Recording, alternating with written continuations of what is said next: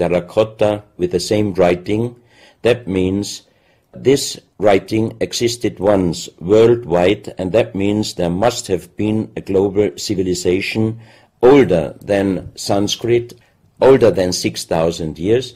And Professor Schildmann also told me that this writing has a little similarity to the Indus writing and also to the Easter Island writing. And as he said, this is older than Sanskrit. He called this writing pre-Sanskrit. On this stone, you can see on the top the two eyes, and then you see the right hand holding the pyramid and putting the left hand on top of the pyramid. That means showing how to use this pyramid with the eye.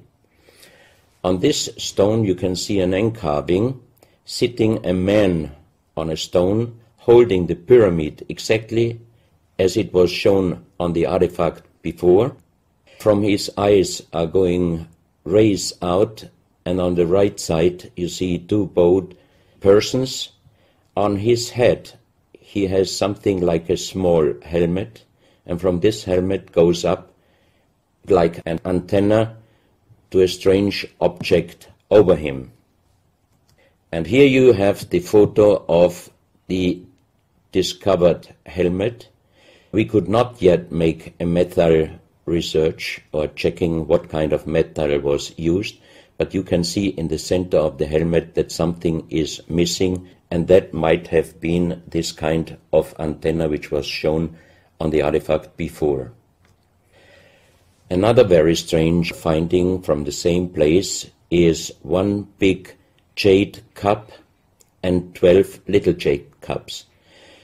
As the 12 cups are man-made and each one is a little bit different in size, if you fill them up perfectly with water and you put the 12 cups of water inside the big cup is completely filled. The next strange thing is that you can see on the little cups numbers which are looking like the Mayan numbers, but if you compare them with the Mayan numbers, you find out that there are some little differences. And on the big cup you can see a perfect inlaid star constellation, also showing the Orion and other stars.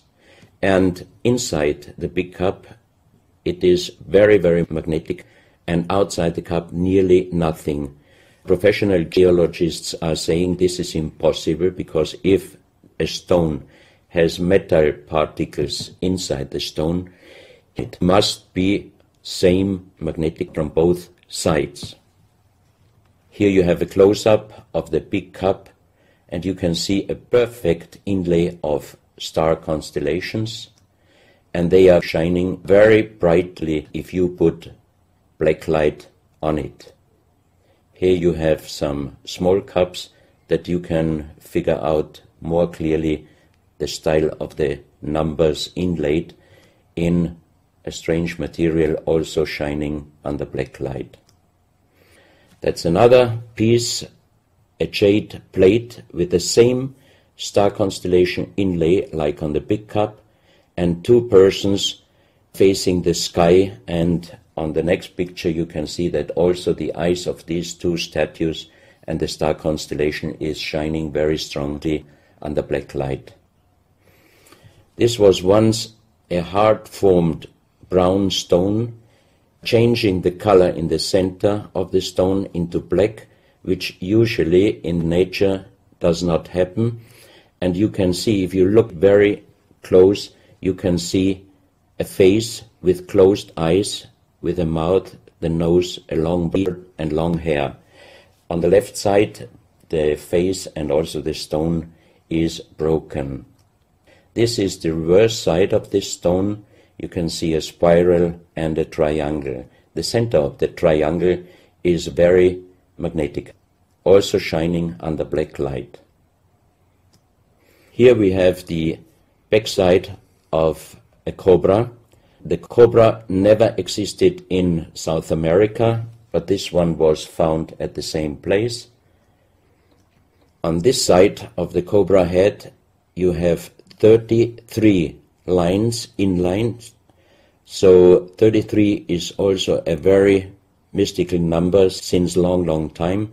And on the left side and right side you have 7 points inlaid, and maybe these are the chakras. Also this cobra head is shining brightly if you put black light on it. Another object here, you have a perfect worked dolphin head, and also this artifact is shining under black light.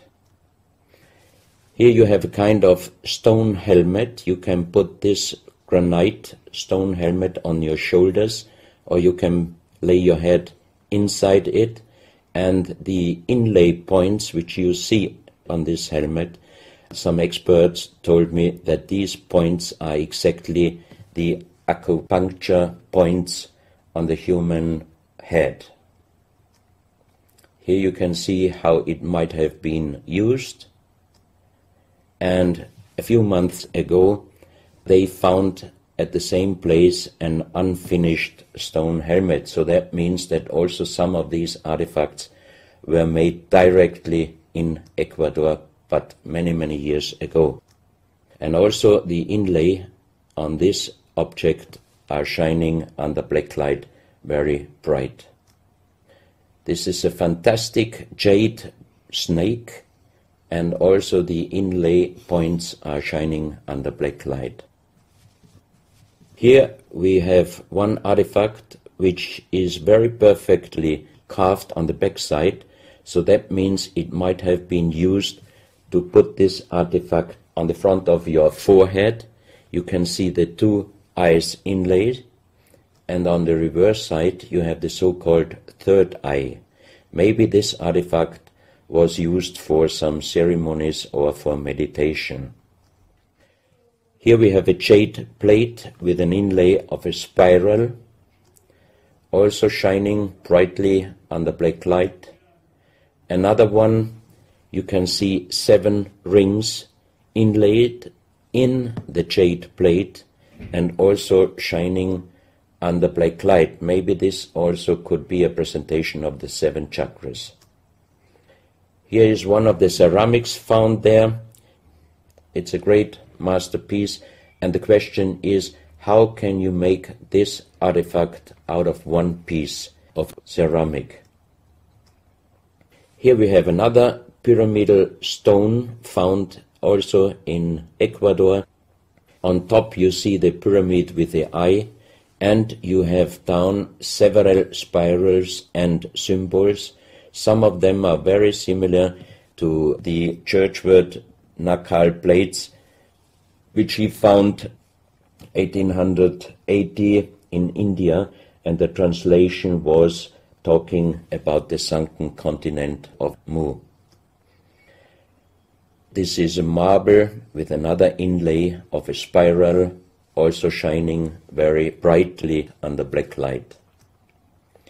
Another stone in a pyramidal form with an inlay of an eye.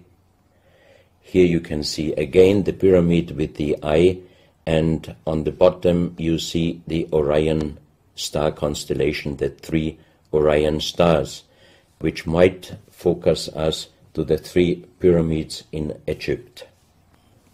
Here you have a ceramic statue. You can see the style of sitting is not real pre-Columbian style. It looks like the lotus seat from Asia.